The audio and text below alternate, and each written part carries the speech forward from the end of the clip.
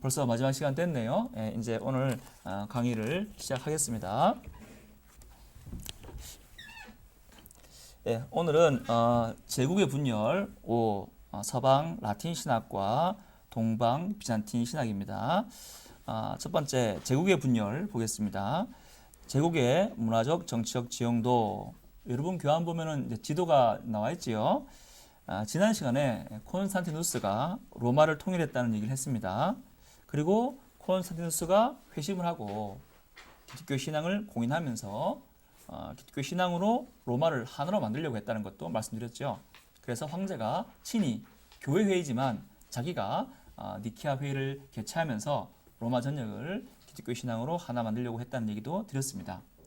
니케아 회의는 무엇보다도 삼위일체를 결정한 그런 회의로 우리가 기억됩니다. 그게 제일 중요한 결정이에요. 근데 그거 말고도 중요한 결정이 몇 가지가 더 있어요. 오늘은 그거를 살펴보면서 시작하겠어요. 하나는 그 부활절 날짜를 정한 거예요. 여기 보시면 삼일체를 제일 먼저 정한 거예요. 그러니까 삼일체 공식이 뭐였죠? 한 본체, 세 위격. 이게 삼일체 공식입니다. 그걸 정한 것이고, 두 번째로 정한 거는 이제 부활절에 대한 날짜를 정했어요. 그 한편에서는 부활절 날짜를 유대인의 유대력에 따라야 된다. 유대력은 원력입니다.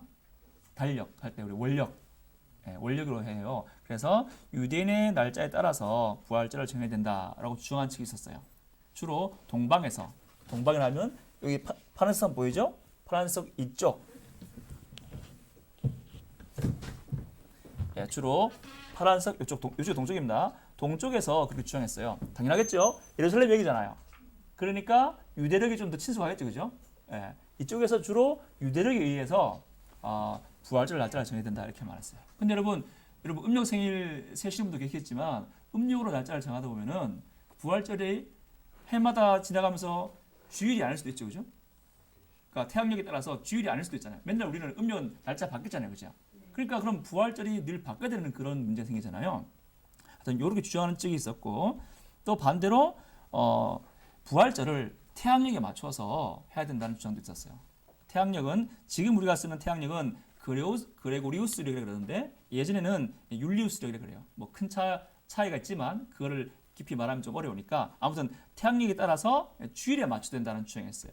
요거는 주로 서방에서 주장하게 돼요.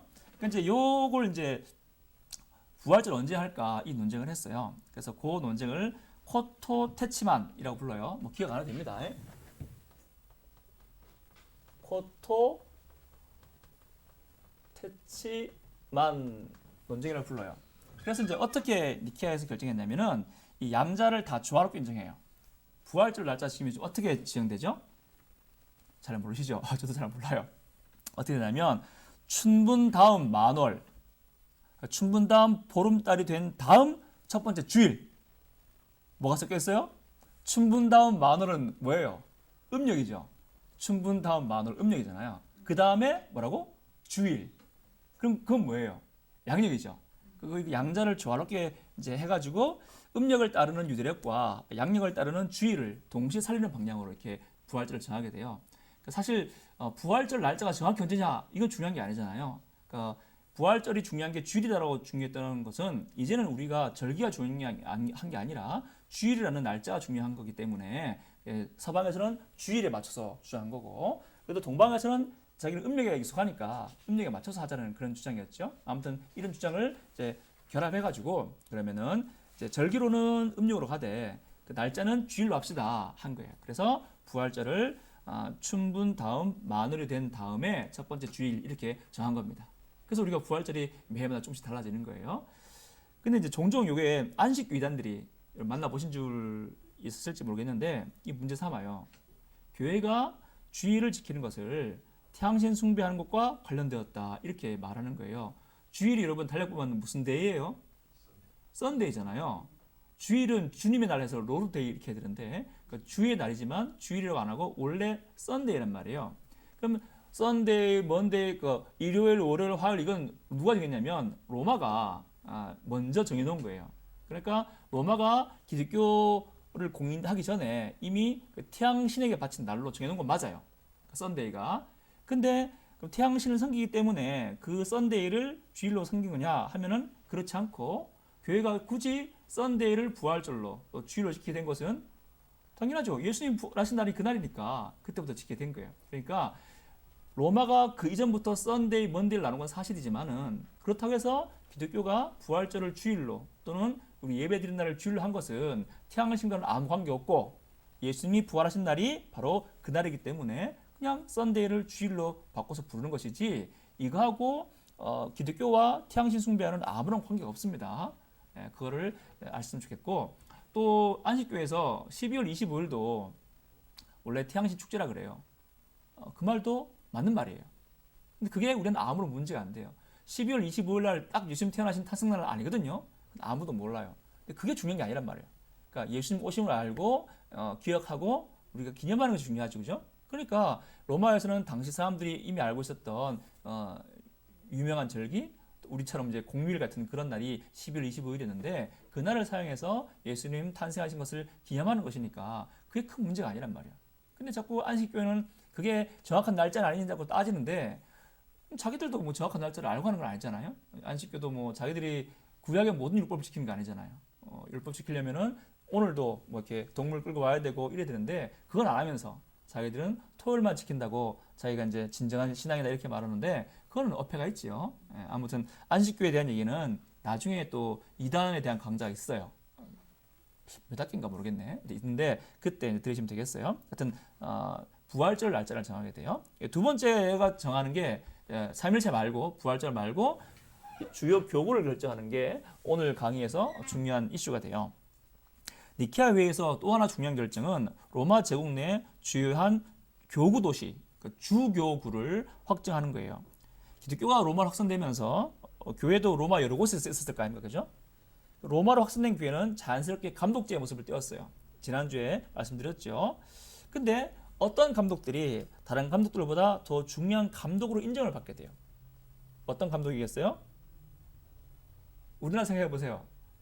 핍박받고 했다가 모여서 이제 처음으로 교회 회의를 하는 거예요. 처음 모인 거 그죠? 사도들 이후로. 그럼 그 중에서 이제 감독제가 형성됐으니까 그럼 그 중에서 어떤 감독이 다른 감독보다 어떤 도시에 있는 교회 감독이 다른 도시에 있는 감독보다 더 중요한 감독으로 인정받게 되겠는가 했을 때에 어떤 감독이겠어요? 장로? 아니 도시를 말하는 거예요. 그러니까 김천의 감독이 왔고 대구의 감독이 왔고 서울의 감독이 왔어요. 그럼 누가 더 중요한 감독으로 인정받겠어요? 일반적으로 서울이죠. 그거를 이미 로마가 공식화되기 전에 이미 감독제로 형성됐다는 걸 말씀드렸죠. 근데 서로 핍박 가운데서 멀리 퍼져 있다 보니까 서로 한꺼번에 모일 일이 없었잖아요, 그죠? 근데 콘스탄티누스가 니케아 회의를 하면서 다 모이라 했잖아요. 그러니까 다 모이니까 그때 3일체를 결정하고 부활절 날짜 결정했는데 또 하나 중요한 결정이 뭐냐면 우리가 이제 감독들인데 이 감독들 중에서 그래도 좀 행정을 짜자. 이 수많은 감독 중에서 누가 그래도 좀 더 중요한 감독이 있냐? 그럼 행정을 짜야 되잖아요. 그걸 이제 논의하게 된 거예요. 그러면서 어떤 감독을 했냐면 아까도 말씀하신 대로 뭐 김천, 구미 이런 것보다는 서울 쪽이 훨씬 더 권위 있고 그러겠잖아요. 왜냐면 서울 쪽에서 이렇게 제자들 많이 파송했을 거 아닙니까, 그죠? 그래서 로마 전역에서 가장 교회가 또 먼저 들어가고 또 중요한 도시고 또 교회가 많은 곳에서 있는 감독들을 가장 중요한 주교라고 결정하게 됩니다. 그게 바로 이 네 가지예요. 콘스탄티노플은 아직 아닙니다. 로마, 안디옥, 예루살렘, 알렉산드리아 요 네 개 도시를 가장 중요한 주교구다 이렇게 결정을 하게 돼요. 주교구, 그러니까 대주교가 있는 교회에서 요 네 개 도시를 결정하게 됩니다. 이를 보면은 당연하겠죠. 예루살렘은 제일 처음 교회에 있었던 곳이잖아요, 그죠? 그러니까 정할 것이고 안디옥은 우리가 사도행전에서 만났죠, 그죠? 바울과 바나바를 파송하니까 그때부터도 아주 큰 교회가 있었고, 그다음에 로마는 로마의 수도 서울이니까 또 로마서를 받은 곳이니까 이때도 당연히 큰 있을 것이고, 알렉산드리아는 몇 번 나왔죠, 우리 강의하면서. 알렉산더 대왕이 이집트에 일부러 헬라화를 심으려고 만든 도시인데 이 도시도 그때 되게 컸단 말이에요. 그러니까 이 중요한 네 도시를 가장 중요한 대주교가 있는 도시다 이렇게 결정을 하게 돼요. 그런데 이 시대에 예루살렘은요 정치적으로는 중요한 도시가 아니에요. 이미 힘이 많이 약해지고 로마 전역에서 이런 도시만큼 뭐 강한 도시가 아니란 말이에요. 그래서 예루살렘은 상징적 의미로 대주교구에 넣어주는 것이지 예루살렘이 이후로 뭐 정치적으로 신학적으로 크게 활동을 하지 못해요. 그러면 이제 중요한 게 뭐냐면 세 개가 남았잖아요. 로마, 안디옥, 알렉산드리아가 나왔죠. 그죠? 근데 여러분 여기 보면은 요 파란 선 보이죠? 요쪽은 동쪽, 요쪽은 서쪽이에요. 요쪽은 이제 나중에 우리가 헬라 또는 비잔틴 문화권이라 부를 거예요. 이게 무슨 뜻인지는 좀 이따 말씀드릴게요. 여기는 라틴 문화권이라 불러요. 그러니까 서쪽은 라틴, 동쪽은 헬라 또는 비잔틴 이렇게 불러요. 근데 이게 보면은 서쪽은 도시가 뭐가 있어요? 하나 있네, 그죠? 로마 하나 있죠, 그죠? 동쪽은 일단 세 개가 있는데 예루살렘은 좀 정치적으로 약하니까 일단 두 개가 있네, 그죠? 요거는 아직까지 생각하지 마세요. 콘스탄티노플 아직 생각하지 마세요. 그러니까 이렇게 이제 서로 이렇게 나눠져 있는 거죠. 근데 이 당시 로마 감독이 다른 안디옥이나 예루살렘이나 알렉산드리아 감독보다 더 우위에 있다. 이렇게는 아니죠. 절대 아닙니다. 로마 교황 쪽에서는 그렇게 주장하는데 처음에 그렇게 시작된 것이 아니에요. 처음에 다 같이 동일한 선상에서 로마나 뭐 안디옥이나 예루살렘이나 알렉산드리아 이 네 도시의 대주교가 같은 대주교다 이렇게 나갔겠죠. 근데 이게 정치적 중요성으로 로마 쪽이 점차 자기들의 이 입장을 이제 추정하게 돼요. 일단 로마는 우리가 베드로의 후계자다라는 것을 이유로 이제 주장하니까 다른 지역 감독들이 인정을 해주죠. 인정해준다는 말은 로마가 우리 위에 있단 말이 아니라 로마가 베드로의 후계자라는 것을 존중해준단 말이죠. 절대로 로마 감독이 처음부터 자기가 교황이라고 주장하지도 않았고 또 다른 주교들도 로마 감독을 교황이라고 알았지 않았단 말이에요. 이 네 주교가 서로 사이좋게 지내면 제일 좋은 거예요. 하지만 문제는 그렇지가 못한 거예요. 동방과 서방의 기독교가 조금씩 틈을 벌어가게 돼요. 여기는 이제 문화적 요인도 있고 정치적 요인도 있는 거예요. 일단 로마는 너무 넓은 제국이잖아요. 그죠? 서쪽은 라틴 문화권, 동쪽은 헬라 문화 또는 비잔틴 문화권이라 불러요. 이 두 문화가 서로 생각이 다른 거예요. 관습이. 그러니까 이 교회가 이 네 가지 도시가 서로 하나가 되고 서로 한마음 한뜻이 되면 좋을 텐데 그렇다 하지 못하고 문화적으로도 양자가 너무 다른 거예요. 문화가 다르고 언어가 다르다면은 신학하는 색깔이 조금씩 다를 수밖에 없어요. 그죠? 예. 여기 라틴이란 말을 여기 서쪽을 라틴 문화권이라고 불러요. 라틴이라는 것은 라티움 도시라는 뜻이에요. 이 라티움 뭐냐면 원래 로마가 발생한 도시가 라티움이에요. 그러니까 그래서 서쪽을 이 라틴 지역이라고 부르는 거는 로마 사람들이 쓰는 말이 라틴어고 그러니까 라티움 지역 사람들이 쓰는 말이 라틴어라서 이쪽을 라틴 문화권 이렇게 불러요. 그러니까 라틴어로 생각을 하고 라틴어로 신학을 하게 되겠죠. 250년까지는 헬라를 썼지만 로마 교회가 250년부터는 라틴어로 예배를 드리고 생각을 한단 말이에요. 그러니까 이 라틴어로 생각하는 거하고 여기는 여전히 헬라어로 생각한단 말이에요. 헬라어로 생각하는 거는 또 차이가 있겠죠. 그거는 차이가 나게 됩니다. 또 이제 문화적 차이기 때문에 이 동쪽과 서쪽이 조금씩 구별이 된다는 거예요. 당연하겠죠. 두 번째는 행정적 구별 또는 뭐 정치적 구별이 있어요. 콘스탄티누스 지난 시간에 배웠죠. 로마 전역을 통일한 그 황제가 자기가 이제 예수도 믿고 니케아 회의를 열었잖아요. 니케아 회의가 325년이에요. 325년. 근데 330년에 뭘 하냐면은 수도를 로마에서 비잔티움으로 옮겨요. 원래 수도가 여기잖아요, 로마. 근데 여기서 수도를 여기로 옮겨요. 요거는 원래 이름이 콘스탄티노플인데 원래 이름은 비잔티움이에요. 비잔티움. 네, 비잔티움인데 도시를 옮기면서 콘스탄티노플은 콘스탄티누스의 도시란 뜻입니다. 예, 그렇게 도시를 바꾸면서 이제 로마 제국의 수도를 옮기는 거예요. 그러니까 더 로마가 되게 넓잖아요. 더 넓은 로마를 다스리기 위해서 수도를 좀 더 중심부로, 좀 더 동쪽으로 옮기는 겁니다. 그러니까 왜 굳이 동쪽으로 옮겼을까? 그냥 로마 두면 되는데 했을 때에 앞선 강의에서 언급했지만 당시 중요 문화권은 서쪽에 있다 그랬어요? 동쪽에 있다 그랬어요? 동쪽에 다 있는 거야. 로마의 가장 강력한 적이 페르시아인데 페르시아고 여기 있는 거예요. 그러니까 모든 문명과 모든 부유함과 이런 것들은 다 동쪽에 있는 거예요. 그러니까 이 동쪽에 이쪽은 거의 제국들이 있는 거예요. 얘들이 틈만 나면 로마를 서둘러 그래요. 그러니까 조금 더 수도를 동쪽으로 옮기면서 제국의 방어도 잘 지키고 또 틈만 나면 조금 더 동쪽으로 갈 수 있는 여지를 만들어 둔 거죠. 그래서 도시를 이쪽으로 된 겁니다.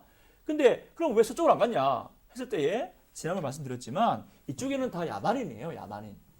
바바리안 그래가지고 다 야만인이에요. 우리가 아는 지금 프랑스, 독일 뭐 그쪽은 다 야만인들이에요.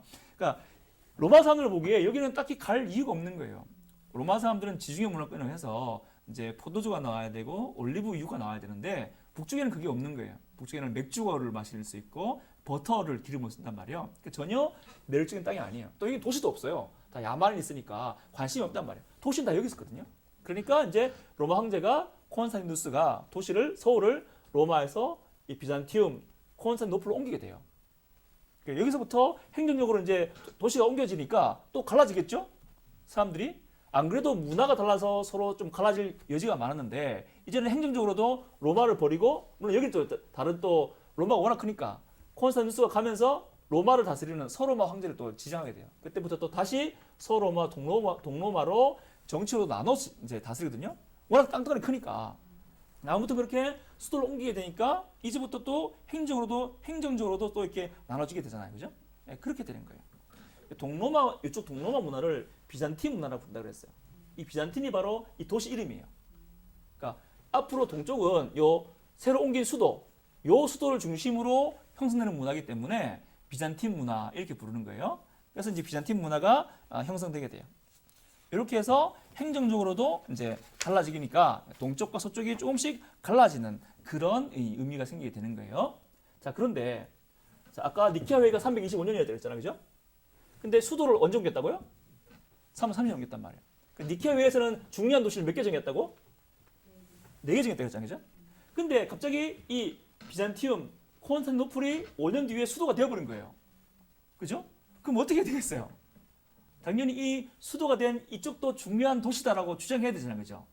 당연하겠죠. 황제가 가니까.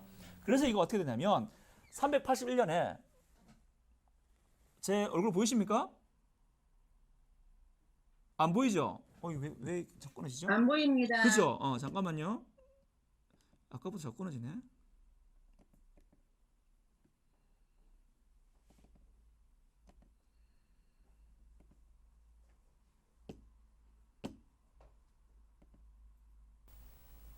지금 보이나요?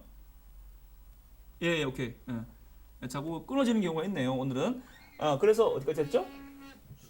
수도를 4개를 했는데 수도를 옮기니까 당연히 이게 다시 중요한 도시다라고 주장을 해야 필요가 생기잖아요. 그리고 이게 언제 주장하게 되냐면 381년에 이때 니케아 회의 다음에 3.17을 결정한 게 콘스탄티노플 회의라고 그랬잖아요. 혹시 기억하세요? 이건 지난 시간에 배웠어요. 381년에. 니케아 회의 이전에 3.17가 계속 싸움이 돼가지고 결국 아리우스파를 완전히 이긴 게 381년 콘스탄티노플 여기서 회의를 연 거예요. 그 했다 그랬어요. 이 콘스탄티노플에서 3.17 교리를 완벽하게 이제 확정했다라고 지난 시간에 배웠죠. 근데 이 회의하면서 하나 더 결정한 게 있어요. 뭐겠어요?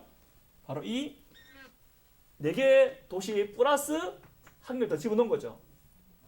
콘스탄티노플도 뭐예요? 초대교회의 중요한 주교구다라고 하나를 더 집어넣게 된 거예요. 자, 그러면 이제 5개가 됐네요. 그죠? 그러니까 서쪽에 1개, 동쪽에 4개죠. 하나, 둘, 셋, 넷. 그죠? 그러니까 제일 좋은 그림은 서로 사이좋게 지내면 제일 좋아. 그죠? 하지만 사이좋게 지내겠어요? 안 지내는 거예요. 서로 누가 우위에 있냐 이걸 서로 싸움하게 되는 거예요.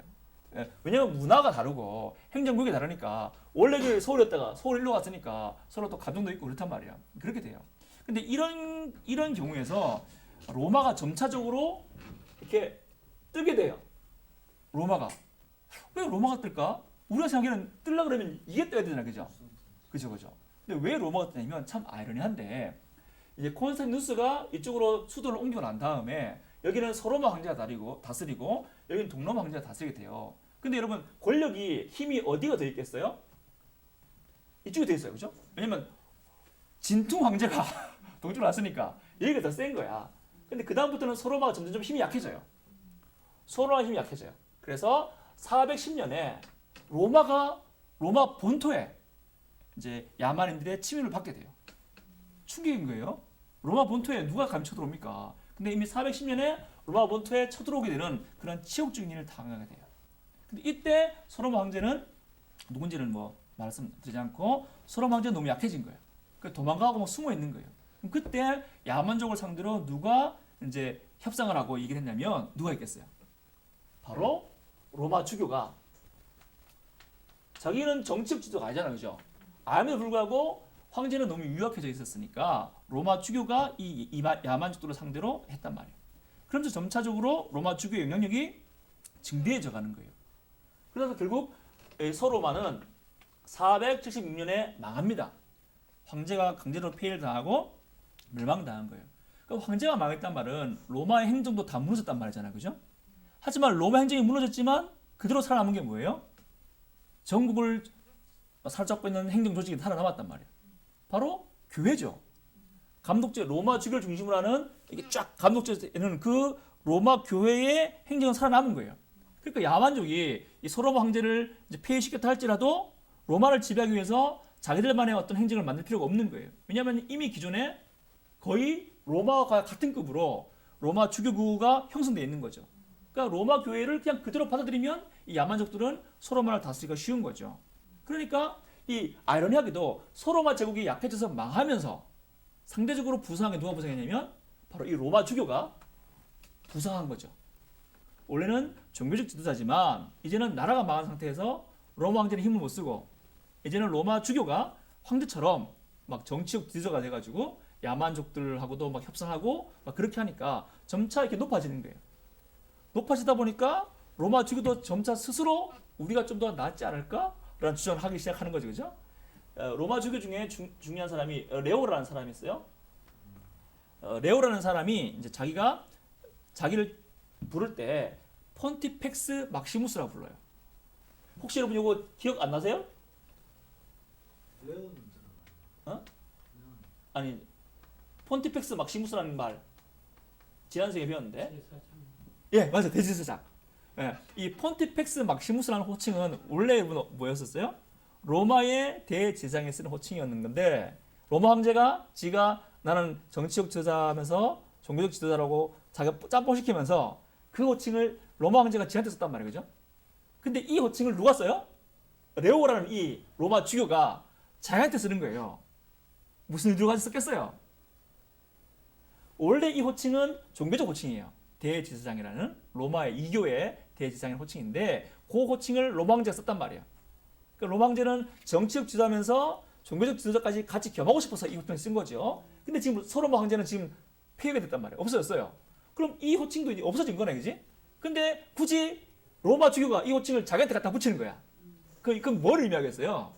내가 종교적 지도자지만 이 폰티펙스 막시무스는 지금까지 정치적 지도자로서 로마 황제가 썼단 말이에요. 그럼 그거를 제가 갖다 쓴단 말은 로마 주교가 지금 무슨 생각을 가지고 있는 거야?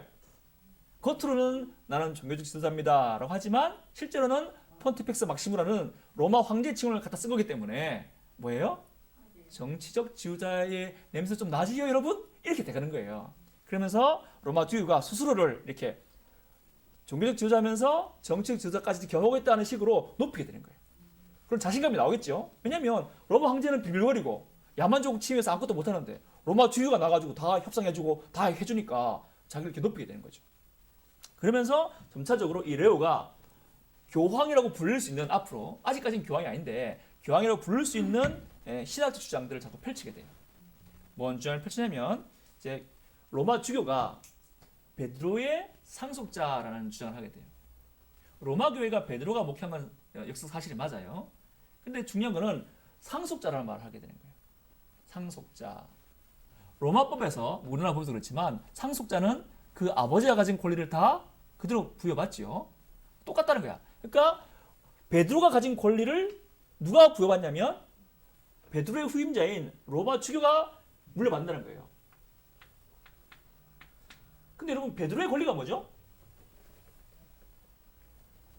그런 게 있었나요? 베드로의 권리. 그게 예수님 주장하는 거지. 우리는 그렇게 알고 있다고요. 근데 이들은 성경 해석을 이제 바꾸기 시작하는 거죠. 베드로가 예수님을 살아계신 그리스도요 하나님 아들이라고 고백했을 때에 그때 예수님이 바요나 시모나 보기 떠다 뭐 네가 알게 하시는 하나님이다 하면서 뭘 줘요? 열쇠를 준다 그러죠, 열쇠. 근데 그거는 우리 해석하기로 누구한테 주는 거예요? 베드로 개인이 아니라 그 고백을 한 제자들에게 준단 말이거든요. 우린 그렇게 해석해요. 근데 이 로마 카톨릭은 그거 베드로한테 준 거다. 이렇게 되는 거예요. 그러면서 뭘 했냐면 베드로는 수제자다. 이런 말 하게 돼요. 베드로가 수제자란 말 많이 들어보셨나요? 들어볼 수도 있고 안 들어볼 수도 있어요. 저도 많이 들어봤어요. 근데 이거는 우리가 하는 주장이 아니에요. 로마 카톨릭이 하는 주장이에요. 베드로는 수제자가 아닙니다. 제자 중에 자주 등장한 제자이지요. 절대로 수제자가 아니에요. 예수님이 12제자 중에 수제자를 두고 뭐 2등 제자도 이런 적이 없단 말이에요. 물론 다만 뭐 베드로, 요한 뭐 이 세 명이 예수님 같이 다니는 건 맞지만 그렇다고 수제자가 따로 있는 게 아니에요. 근데 요거는 누가 주장했냐면 로마 교황이 일단 로마 교회가 베드로가 목회한 사실이니까 자기를 입지를 세우기 위해서 베드로는 수제자다. 이유가 뭐냐? 마태복음 16장에서 베드로 고백했을 때 열쇠를 예수님께서 베드로 개인에게 줬다. 이렇게 이제 해석하기 시작한 거죠. 성경을 틀어버리는 거죠. 그러면서 우리가 이제 베드로의 후계자니까 베드로의 모든 권세를 법적으로 로마 주교가 가지니까 그러면은 다른 모든 주교보다 열쇠가 우리한테 있으니까 그러니까 우리가 너희들보다 더 우위에 있지 않느냐라고 자꾸 이제 가짜 주장을 하게 되는 거예요. 그러면 초대교회 당시에 나머지 이 교구 사람들이 그 주장 들었을 때 아멘 했겠어요? 콧방에 꼈겠어요? 콧방에 꼈죠? 뭔 소리 하노? 우리가 그래가지고 다 기장한 게 아니다. 우리가 로마를 존중하고 그러는 건 있지만 그렇다고 해서 너희가 우리보다 위에 있다니 말도 안 되는 소리다. 이렇게 된 거예요. 지금도 그렇고요. 근데 점차 로마가 자신감을 얻으면서 이런 주장을 하게 되는 거예요. 앞으로 이제 로마 주교가 교황으로 넘어갈 수 있는 그런 주장들을 이렇게 쌓아두게 되는 거죠. 근데 반면 이쪽은 여기는 소로마 황제가 정치로 힘이 약하면서 이 로마 주교가 올라간 거잖아요, 그죠? 근데 동쪽에 있는 동로마 황제는 힘이 약해져요, 안 약해져요? 안 약해지는 거예요. 동로마는 언제 망하냐면 1453년에 망해요. 거기가 몇 년 차이 나는 거예요? 476년하고 1453년하고 1000년 차이 난단 말이에요. 그러니까 서쪽은 400년에 망해. 근데 동로마는 1400년까지 안 망해요. 그럼 이때까지 누가 왕으로 통치했겠어요? 당연히 동로마 황제가 강력한 왕으로 통치한 거예요. 그러니까 여기 나온 주교들은 로마 주교처럼 자기 주장을 이게 정치적 지도로서 펼쳐갈 수 있어요, 없어요? 없는 거죠. 여기는 왕이 강력하니까. 여기는 이제 왕이 약하니까 자기가 왕 노릇을 했던 거고 여기는 워낙 왕이 강력하다 보니까 여기는 그냥 원래의 의미대로 종교적 지도자로서만 이렇게 있게 되는 거죠. 그러니까 여기서는 그냥 지금도 그렇지만 계속 주교로서만 남아있는 그렇게 되는 거예요.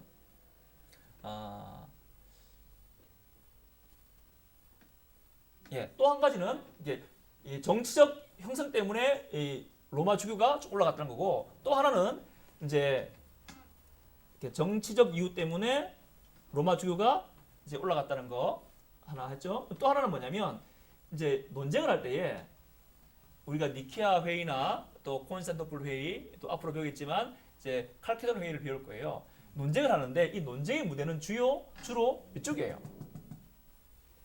니케아도 이쪽에 있는 도시고 칼케돈도 이쪽에 있는 도시예요. 다 동쪽이 주요 논쟁의 무대예요. 그러니까 이슈는 다 동쪽에서 해요. 왜냐하면 당시 신학과 문화의 중심지는 이쪽이라 했단 말이야. 근데 동쪽에서 서로 이제 막 싸우는 거죠. 근데 동쪽에서 싸우다 보면은 자기들끼리 의뢰가 막 견해 갈릴 거 아니에요, 그죠? 그때 누구한테 물어보겠어요? 얘한테 물어보겠지. 왜냐면 우리끼리는 지금 막 치고가 싸우는데, 야, 뭐가 맞냐? 삼일체 어떻게 되는 거냐? 싸우는데 여기는 좀 머니까 이 논쟁에 직접 참여하지 않는단 말이야. 그러면서 편지를 보내거나 사절단을 보내면서 우리가 지금 이 삼일체 때문에 싸우고 예수님 양성 때문에 싸우고 있는데 네 생각은 어때? 라고 물어보게 되겠죠. 그럼 로마가 내 생각은 이래 라고 이제 사절단을 보내겠잖아요, 그죠? 그럼 이거는 위에서 가르친 게 아니잖아. 그러니까 네 의견은 어때라고 물어본 거죠, 그죠? 근데 로마는 스스로 역시 내가 없으면 안 되는구만 이렇게 하면서 내가 가르친 것이 지도하는구나 이렇게 생각하면서 자기를 이들보다 더 위에 있는 걸로 스스로 착각하게 되고 서로 주장하게 되겠죠. 그러니까 왜냐면 이쪽은 사실 이슈가 없어요. 이쪽은 중심지가 아니란 말이야. 신학과 문화 중심 여기인데 여기서 수많은 이단들이 생기고 삼일체 문제, 예수님 양성 문제 다 여기서 싸운단 말이야. 그러니까 이걸 참견하다 보니까 스스로 내가 높다 이렇게 오해하게 되고 이렇게 내가 교황으로 주장하게 되는 그런 이제 구별이 나오게 되는 거죠. 이렇게 이제 서로마와 동로마가 문화적으로, 정치적으로 서로 나눠지게 돼요. 그래서 서로마 교회를 우리가 라틴 교회라고 불러요. 서로마 교회, 라틴 교회, 뭐 서방 교회 이렇게 부르고요. 그 다음에 이쪽 동로마 교회를 뭐 비잔틴 교회, 뭐 동방 교회 이렇게 부릅니다. 그렇게 나눠지게 돼요. 지금 지난 말씀드렸지만 이 서방 교회는 어떻게 두 개로 나눠진다고 했어요? 서방 교회는 크게 로마 카톨릭하고 우리 개신교로 나눠집니다. 동방 교회는 여러분 아는 거 뭐가 있어요? 뭐 러시아 정교회, 그다음에 또 뭐 그리스 정교회 이런 것들이 오늘도 남아 있죠. 이들이 동방 정교회를 구성하게 되고요. 서방 교회는 크게 로마 카톨릭과 개신교회로 나눠져서 이렇게 나눠지게 되는 거예요. 근데 요 서방과 동방이 조금씩 이 성격이 달라요. 이제 오늘 얘기하는 주제가 바로 그건데요. 서방과 동방은 문화가 다르고 생각하는 사고가 다르기 때문에 그 성격이 좀 다르게 돼요. 어떻게 다르냐?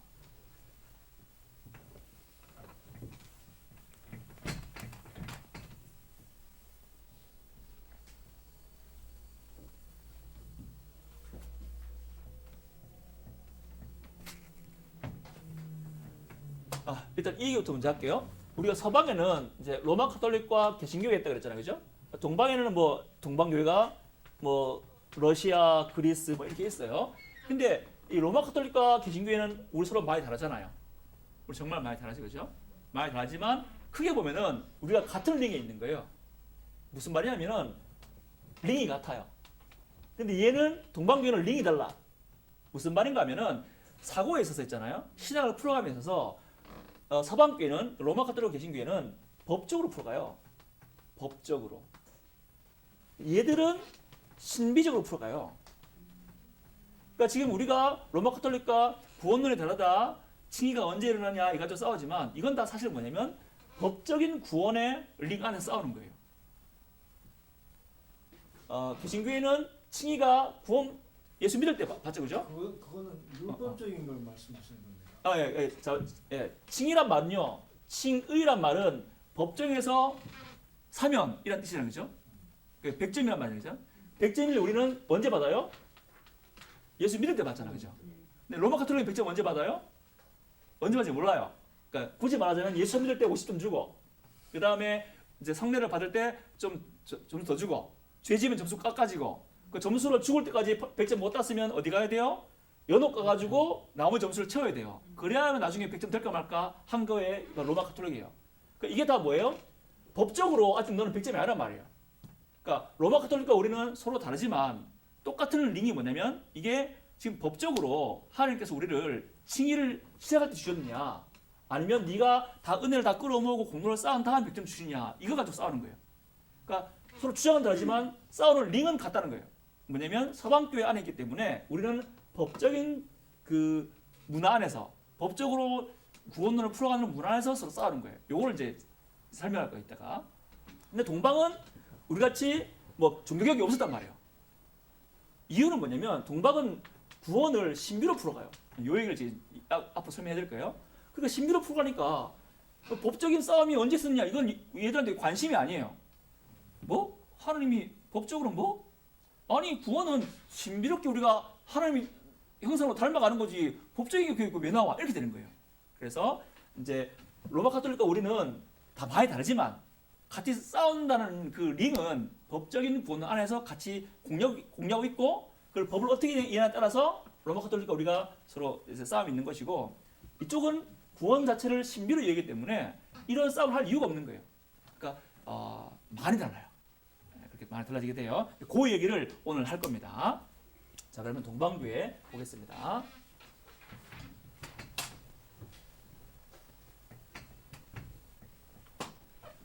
이 동방교회, 초대교회는 헬레니즘 배경 안에서 이루어졌다 말씀드렸죠. 그러니까 헬라어를 쓰는 그런 무대가 동방교회잖아요. 근데 점차로 지금 서방과 동방이 틈을 갈라지고 있다는 얘기를 먼저 강의에서 하해 드린 거예요. 250년부터 로마교회는 라틴어로 신학을 하게 돼요. 언어가 다르면 생각이 다를 수밖에 없다 그랬어요.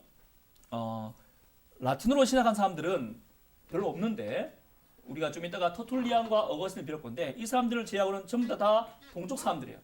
동쪽 사람들이 다 이렇게 자기 말로 시작을 했단 말이에요. 근데 이 동쪽을 한마디로 말하면 뭐냐면 부정신학이라고 불러요. 부정신학. 혹시 들어본 적 있어요? 성경론 할 때, 신론할 때 안 들어봤어요? 신학을 크게 보면 부정신학이고 그러면 서방은 뭐겠어요? 반대로 긍정신학이 되겠죠. 무슨 말인가 싶죠, 그죠? 어려운 말 아니에요. 이건 뭐냐면 부정신학이란 거는 하나님이 누구라고 말할 때 긍정신학은 하나님이 누구다라고 말하는 거고 부정신학은 우리가 어떻게 감히 누구라고 말하냐 하나님은 무엇이 아니다라고 말할 수밖에 없다 이렇게 말하는 거예요. 이해되겠어요? 자, 부정신학은 하나님의 신비를 지키는 거예요. 그래서 이렇게 말한 거예요. 하나님은 사람이 아니다. 하나님은 동물도 아니다. 하나님은 또 뭐가 아니다. 하나님의 사랑이지만 사람과는 다르다. 하나님은 공의롭지만 사람들이 느끼는 공의와는 다르다. 또 뭐 할까요? 하나님은 거룩하지만 우리의 거룩과는 다르다. 하나님은 등등 있겠죠. 그러니까 다르다. 말할 수 없다. 그렇게 말할 수 없는 걸 딱지하다 보니까 여기 뭐가 남아요? 빈 게 남네. 이게 하나님이라는 거예요. 그러니까 하나님의 거룩을 손상하지 않기 위해서 하나님이 뭐하다라고 말하면 우리가 어떻게 하나님 정할 수 있냐 이거죠. 그러니까 그렇게 말할 수 없고 하나님 뭐가 아니다 이렇게 정하는 거예요. 그럼 뭐가 아니다 하다 보니까 중간에 뭐가 남아? 이해되겠죠? 다시 이해되죠? 하나님 사람이 아니야. 하나님은 동물도 아니야. 하나님의 사랑은 있지만 우리 사람의 사랑과 달라. 이렇게 경계를 짓는 거잖아요. 뭘 아니야. 그럼 아니다 하지만 뭐가 맞다는 건 말하지 않지만 아니다만 막 말하다 보니까 중간에 이만큼의 공간이 남잖아요. 그러니까 이렇게 남겨두는 거예요. 하나님을 설명할 때. 그래서 부정신학, 그러니까 뭘 부정하면서 하나님 알아간다라는 뜻이에요. 하나님 알아가는데 부정하면서 알아가는 거예요. 그러니까 이게 신비가 되겠죠. 왜냐면 우리는 말할 수 없잖아. 아니라고만 말할 수 있지 하나님이 뭐하다라고 말할 수 없으니까 하나님은 신비로운 분이 되는 거죠. 하나님의 신비를 지키기 위해서 뭐가 아니다라고 자꾸 생각하는 거예요. 이게 동방의 특징이 돼요. 근데 긍정신학은 우리가 되게 잘 아는 거야. 긍정신학은 뭐냐면 하나님 우리한테 주신 게 뭐예요? 성경 말씀이 계시잖아요. 계시란 뜻이 뭐예요? 알려준 거잖아. 그죠? 야, 난 누구야? 알려준 거죠. 그죠? 그러니까 서방신학은 하나님 우리한테 계시를 줬으니까 알려줬으니까 당연히 거기에 따라서 생각해야지. 하나님은 사랑이다. 하나님은 삼일체다. 하나님 무엇다. 하나님 무엇다. 이렇게 이제 정의해 나가는 거예요. 그러니까 그게 다른 거예요.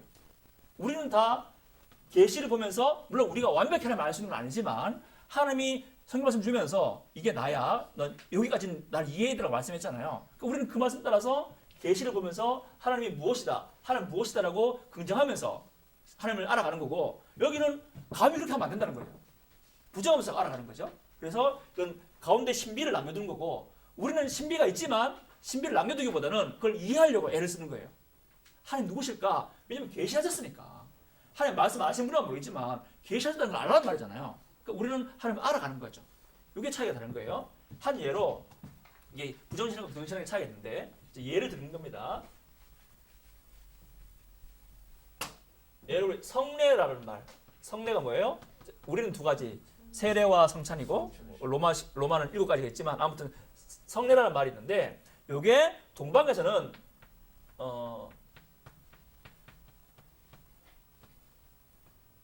미스테리온이라고 불러요. 서방에서는 세크라멘툼이라고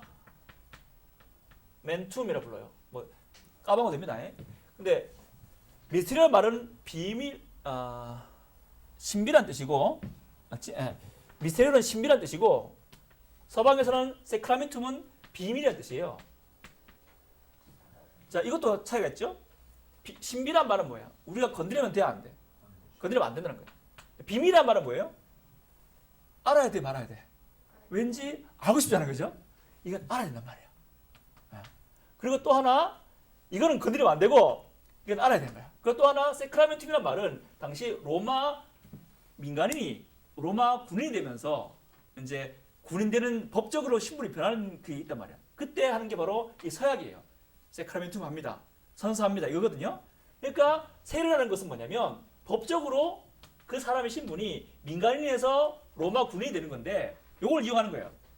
이 비밀한 것은 하나님께서 알려주는 건데 뭘 알려주는 거냐면 법적으로 이방인에서 그러니까 불신자에서 신자로 넘어가는 그 신비를 알려주는 거다 이렇게 되는 거예요. 그래서 이 성례를 하나 가지고도 서방교회는 이거를 이제 비밀을 알아가는 걸로 그리고 법적으로 하나님과 우리가 관계를 형성하는 걸로 간다면은 이쪽에서는 성례는 그렇게 말하는 게 아니야. 성례는 우리가 하나님을 신비롭게 체험하는 거야. 하나님의 신성을 경험하는 거야. 이런 식으로 가게 되는 거예요. 그러니까 여기서는 서방에서는 세례를 가지고 구원론에 가서 법적으로 세례 언제 받아야 되느냐, 세례 뒤에 받아야 되느냐 이런 걸 가지고 논의한다면은 세례가 우리가 하나님의 신분을 어떻게 바꿨느냐 이렇게 논의하잖아요. 우리가 다 그렇게 받았어요. 세례 받을 때 우리가 예수 믿을 때 우리 신분이 변하는 거지만 공적으로는 세례 받을 때 신분이 변하는 거잖아요. 그렇게 또 이해하고 있잖아요, 그죠? 근데 그렇게 이걸 이해한다면은 여기서 그렇게 이해하지 않아요. 세례를 받으면 성례를 먹으면 이렇게 세례를 받거나 성찬식을 먹으면 하나님의 신비가 내게 임하고 하나님의 신성을 경험한다 이렇게 보는 거예요. 이렇게 서로 다르게 되는 거예요. 이렇게 서로 다른 거예요. 또 하나는 이제 이렇게 생각이 다르고 또 하나는 이제 동방에서는 이제 제가 중요한 철학자로서 그 오리겐을 말씀드릴 거예요. 성례가 다르다는 걸 하나 예를 든 거고 이제는 실제로 어떻게 다른가 동방 신학자를 예를 들면서 동방 신학자와 서방 신학자 예를 들면서 어떻게 다른가를 설명할 거예요. 동방의 신학자가 정말 많지만 가장 대표적으로는 오리겐이라는 사람이었어요. 잊어버려도 됩니다. 근데 오리겐은 당시 모든 신학자들 가운데 그리스 로마 철학의 가장 긍정적인 분이에요. 이쪽은 우리가 알다시피 소크라테스, 플라톤, 아리스토텔레스 나라잖아요. 철학의 나라잖아요, 그죠? 근데 수많은 철학들이 서로 이제 다투었어요. 기독교가 로마 제국의 공식 종교가 됐는데 그럼 그 기독교를 이해할 때에 어떤 틀로 이해할까 했을 때에 누구는 플라톤, 누구는 소크라테스, 누구는 뭐 다른 틀로 막 이해하다고 서로 이제 싸우다가 결국은 가장 주도적으로 누가 이기게 되면 플라톤이 이기게 되고 플라톤의 후계자라는 플로티누스라고 해서 신플라톤주의라는 게 있어요. 까봐도 됩니다. 이 사람들의 주장이 대세가 되고 이 주장을 이제 오리겐이 아무런 비판 없이 받아들이게 돼요. 이게 왜 중요한가 하면은 이 신플라톤주의는 예수 믿는 사람 아니에요. 철학자인데 이 플라토니스라는 사람인데 이 사람은 창조를 이렇게 이해하는 거예요. 이게 중요한 거예요. 하나님이 아니라 일자라고 불러요. 거기는 일자가 있는데 창조를 유출하는 거예요. 지난번 말씀드렸죠. 유출이에요. 유출. 신성이 유출되는 거야. 그 일자가 제일 처음 유출한 게 뭐냐면 자신의 지성을 유출해요. 그럼 지성에서 그다음 뭐가 나오면 영혼이 유출돼요. 이게 세계 영혼이 유출되고 그 다음에는 개인 영혼으로 유출되고 개인 영혼 그 다음에는 물질로 유출되는 거예요. 이게 창조라는 거예요. 그러니까 막 이렇게 신성이 유출되는 거지. 그럼 밑에 있는 쓰면은 신성이 제일 없는 거고 위에 있는수록 신성이 더 있는 거죠. 그죠? 제일 밑에 물질은 아주 악한 거고 왜냐면 신성이 부족해서 악한 거고 이렇게 가면은 점점 올라가는 거죠. 그럼 여기서는 이렇게 올라가는 것이 올라가면서 이렇게 이런 단계로 올라가는 것이 점점 신에 가까워지는 게 되겠죠. 그죠? 이거 보면은 물질이 악하고 물질보다 선한 게 뭐라고? 영혼. 그럼 영혼이 점점점 이렇게 뭐 공부를 하든지 지성의 역할을 말미암아 일자인 신을 바라보게 되면 그게 곧 구원이다. 이렇게 이제 풀어가는 거예요. 신플라톤주의에서 말이에요. 철학에서. 근데 이걸 볼 때 오리겐을 보니까 괜찮아. 괜찮은 거야. 왠지 우리랑 좀 느낌이 좀 통해. 그래서 이걸 그대로 받아 쓰는 거예요. 그러면서 오리겐이 이걸 다 쓰는 건 아니지만 오리겐이 지난 시간에 배웠죠. 삼일체를 말할 때 어떻게 만들었어요? 하나님 삼일체가 맞지만 위계가 있잖아요. 위계. 아버지 하나님, 아들 하나님, 성령 하나님이 이렇게 위계적으로 다죠. 그렇죠? 그러니까 오리겐은 이걸 단계로 나누는 거예요. 단계로. 그러면서 오리겐은 또 영혼과 우리의 육신이 있다면 뭐가 더 선하다고? 영혼이 더 선하다고 나가게 되는 거죠. 그러니까 삼일체를 단계로 나누다 보니까 하나님께 이르는 과정도 어떻게 되는 거예요? 역시 단계로 보게 되기 시작하는 거죠. 그러니까 이게 동방의 구원론이에요. 그러니까 우리의 구원은 뭐냐면 이렇게 하나님 삼일체에서 위계적으로 단계적으로 나눠져 있고 하나님이 우리를 창조할 때 천사가 있고 뭐 영혼이 있고 우리 물질이 있다면 우리가 다시 하나님께 올라가려면 뭐가 필요해요? 단계를 올라가는 게 필요하다는 거예요. 성경적 근거는 있냐? 야곱이 도망치잖아요. 그러면서 하늘에서 뭐가 내려와요? 사다리가 있는 거죠. 그 사다리 누가 왔다 갔다 해 여기서? 천사 왔다 갔다 하잖아요, 그죠? 그러니까 예수님이 하나님인데 내려왔다는 거죠. 다시 올라갔다는 거죠. 그러니까 하나님이 내려왔으니까 그럼 이제 누구 찾냐? 우리가 올라가야 될 차례다라는 거죠. 이게 근거라. 그러면서 이제 요거를 따오는 거예요. 그러면서 우리의 구원은 뭐냐면 이 물질에서부터 시작해가지고 단계적으로 올라가는 거다라고 그걸 구원으로 풀어가는 거예요. 이상하죠? 이상합니다.